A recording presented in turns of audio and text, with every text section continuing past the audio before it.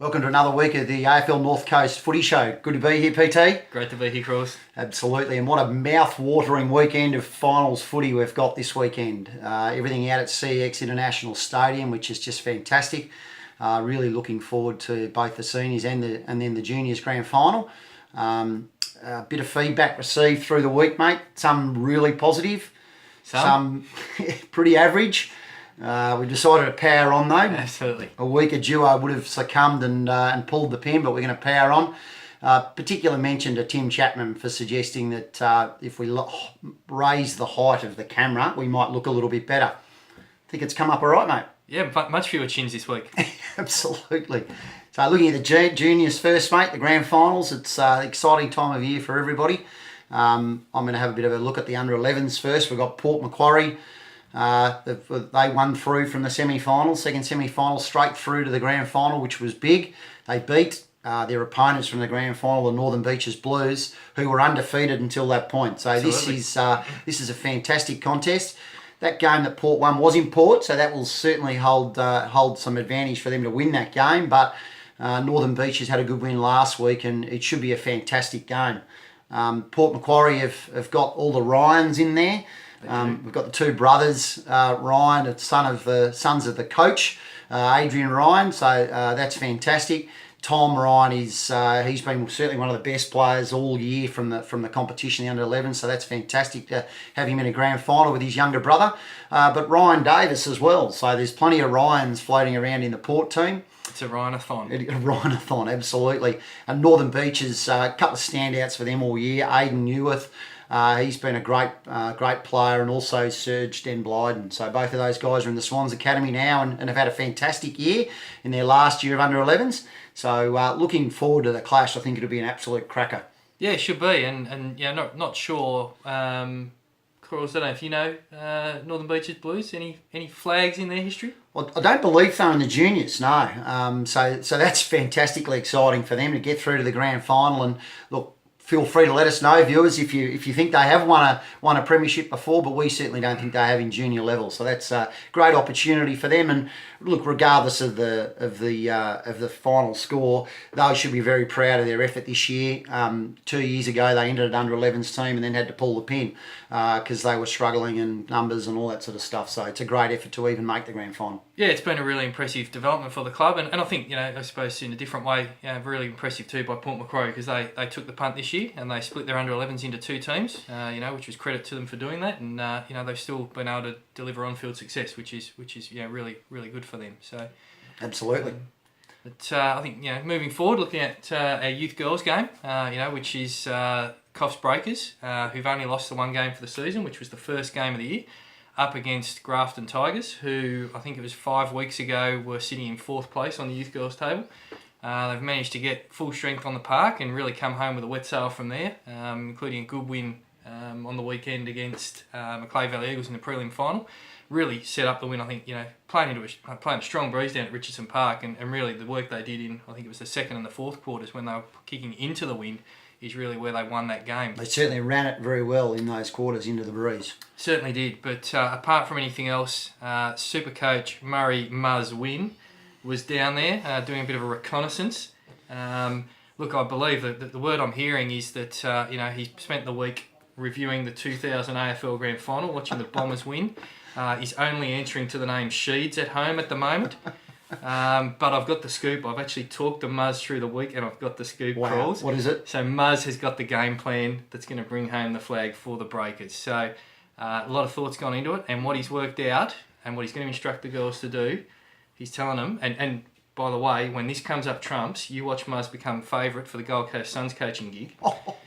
Muzz's master plan is that if at full time they've got more points on the board than the Grafton Tigers, they will be the premiers. Wow. Well done, Muzz. That's big. It is, but look, he's got a good crop of players at his disposal there to get the job done, including his own daughter Casey, who is the big in. I think it's been about a month since Casey last played, so she's back in, as people do for the big games. Cassidy Ronalds has been a revelation. Moved across from basketball, where the smaller confines was probably cramping her style a little bit. Absolutely. Got her out into the big expanses, and she's just cut loose, which has been great to see. Up against the Grafton Tigers with their own crop of gun players, including State Representative Lily Doyle. Gun. And also this year's big surprise packet moved in from Darwin, Geordie Speechley. Absolutely. And they've, of course, got their own master coach, the great Warren Baggs Bagnall, who in the last, over the course of the weekend, coached the under-18s, Grafton Tigers under-18s and the Grafton Tigers youth girls both into grand finals. So well done to Baggs there, absolutely. It should be a cracking game. I think, as you said, the Breakers have been really good all year. Grafton have got their numbers together and are playing really good footy at the moment. As you say, there's a couple of guns. It should be a cracking game. So we'll see what goes on there. The under-13 boys is another really interesting contest. Macleay Valley Eagles finished on top, but then went down in the second semi-final, the qualifying final, to the Sawtell Tormina Saints. So that was an interesting one. The Macleay were missing a few of their guns that day at the Paul Kelly Cup, but the Saints have won through Macleay have won through in the prelim over Bello. Great job by Bello to make the prelim final. Looking forward to a fantastic game here. It's a dead set toss of the coin game. Depends who turns up. Depends who's playing their best footy at the right time. A couple of the stars from the Sawtell team. Got Dirty Anderson. It's not because he's a dirty player. I don't know why he's dirty, but he is silk. He is a fantastic player and has had a great year. Jameis Troutman, on the back of his North Coast Academy of Sport summer program, had a really good year as well. So they're a couple of the absolute standouts for Sawtell. Scott Jarvis, great coach, so they'll be going well under his stewardship. Hasn't had much time the last week to put coaching plan together because he's been too busy watering Richo, but focus will be back now. Absolutely. And Macleay Valley Eagles, well, they have some absolute superstars in their team. A couple of famous names in the Indigenous circles of all codes of football. We've got a Donovan, Credence Donovan, he's an absolute gun. Jet, which is fantastic. Quinton Close, so Shaden and Royce's younger brother, he's a fantastic player too. And the Kelly cousins, I think they are. Yes. Very, very good players as well. So it'll be fantastic to see how that game pans out, and I couldn't tip a winner. No, look, good mix of little blokes and also big boppers there.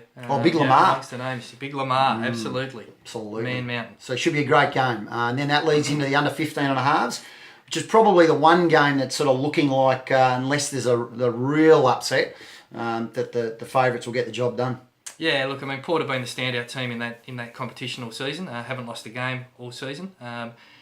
Sawtell have only lost the two, but the two that they did lose were both to Port Macquarie. So certainly got their work cut out. Port Macquarie certainly got a lot of big boppers in their team. In guys like Jacob Gray, Lachlan Morgan Monk, Kyle Davis, son of the coach Steve.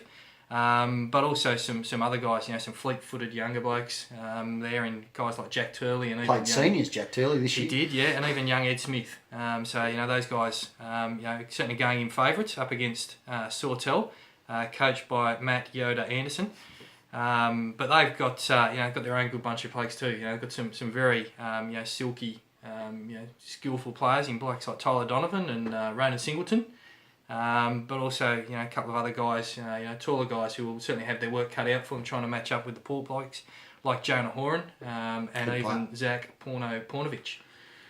Yeah, I'm glad he's I'm glad his surname's there to clarify why he's called Porno. But that's great. So it should be a fantastic day at CEX Coffs International Stadium on Sunday morning, starting from 9:30 with the under 11s. Auskick before that, but the under 11s at 9:30. Should be a great day of footy. So certainly come out and have a look if you can. Same venue, but on Saturday. Saturday day earlier. Yeah, the seniors preliminary finals. Should be some good games there as well. That's actually starting off at 11 a.m. with the Masters. So Auskick for old blokes, which is great. I think I'm going to pull the boots on again, mate. Yeah, look, I think I will. Love the surface of the stadium. I'm sure you can never knock back an opportunity to have a kick there. So yeah, it will be great to see some over 35s running around strutting their stuff. It's really skillful games, which is what impressed me the most. It's not bruising in any way, shape or form, and it's pretty slow, to be honest, but really skillful games. Yeah, look, viewers, if you want to see the game played with a little bit of pace, be there between 11 and about 11:08. Anything after that just gets slower the longer it goes, but still very skillful. Absolutely, and anyone's welcome. So come along, be there by 10:30 if you want to have a kick, and we look forward to seeing you. Then we go into the prelim final for the under-18s, mate. Under 18s, yeah, absolutely. Great win last week by the Tigers. Really impressive performance. In fact, of the games played last week, and had multiple people say this to me, performance of the Tigers out of the 6 teams on show was by far the best one. So, great effort there by them to get through to a grand final. First time, I think, since 2012, since anyone from Tigerland's been in a grand final. Guys like Hamish Ellum, Lockie Glover with 6 goals, big impact on the game. Great to see Lockie. He's a lower Clarence Eagles junior, so great to see him back playing and playing really well. Yeah, Hamish Ellum with 4 of his own, state player again, and also Ronan Leslie, who made a big contribution. Already mentioned Baggs, the master coach, of course. So they're sitting there waiting, hoping that Sawtell and Coffs Breakers will actually belt the absolute tripe out of each other. And nobody's left fit to play them the following week. Look, big game for those 2 clubs. Only teams that have played a draw all season. And to be honest, I think this one could be just about that close. Get the coins out and toss them up. Yeah, big game. But that'll be on at 12:30, and then that leads us straight into the seniors course. Yeah, so the seniors, just looking back firstly, solid performance by Sawtell Tormina last week. The Saints got the job done. They weren't certainly at their best, but they had a lot of their players back and played certainly better than the Breakers and well enough to win. But I think everyone, even some of the Sawtell people I've spoken to this week, agreed that the Breakers were below their best and by a bit. So it does set up for a good clash if the Breakers can get over Port Macquarie this week. So that'll be interesting. But some of the better players, Jed Ellis-Clough was really, really good for Sawtell. Hamish Bird, I think he's the most damaging midfielder in the comp, I reckon. So he's back to his best. Luke Matthews, he gets leather poisoning just about every week. And Mitch Napier, he's a bit slow to start, but he worked through the game really well and just got better and better as the game went on. Yeah, kicked an important goal last quarter. So, look, as you say, I mean, Breakers not at their best, and hard to imagine that they will string together another performance that bad again this week. I thought guys like Chris Frangos, Fraser Duray were probably the best guys for them, sort of enhanced their reputation in the team that was struggling. Obviously, they're up against Port, as you said before. Port love playing at the stadium. They do. So... I hate to travel up, but they love playing at the stadium. Exactly, yeah. Happy when they get here. Don't like the bits in between. But look, I mean, they're probably at the strongest team that they've had all season. They've been building, really probably the last month or so. Guys like Rod Sonigan, Craig Dicker, Scotty Dalton, been rock solid for them all season long.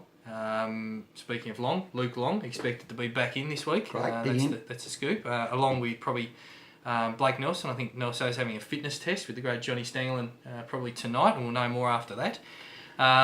It's probably been really up front is where they'd struggled early in the season, struggling to convert goals, creating plenty of chances but not getting there. But now all of a sudden you've got Sam Johnson up and firing. And Jake Schmidt going okay too. Jesse Schmidt did okay, 5 goals last time out, moving beautifully. Yep. Adam Mans generally chips in with a couple, and Mitch Walker as well.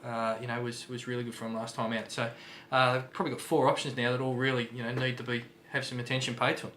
Coming back to the Breakers, I think the Breakers should still win if they put a good performance up. Blokes like Luke Simons, Itchy Sincock, they can lift. That's for sure. They didn't have terrible games last week, but they certainly were far below their best. Like to think that they'll go really well. Brett Vella, what's going on there? Yeah, I think Brett probably at best is a doubt, but probably more likely I think you can put a rule of line through him right here and now. I'll be surprised if he played. Couldn't work all week. Right. Gave me the doctor's certificate Monday, so yeah, I'll be surprised if he plays. But just so shapes up as a really, really good game, and Sawtell are sitting back, rubbing their hands with glee, waiting to, as you say, to see them clash against each other and see who they have to play next week in the GF. Yeah, absolutely. It'd be a great game. Hope everybody gets out and supports it. Yeah, absolutely. So both days at CX Coffs International Stadium, 11 o'clock the Masters kick-off on Saturday, and then Sunday the Oz kick at 8:30, followed by 9:30 first game under 11. So hopefully we'll see plenty of people out there. Thanks very much, viewers.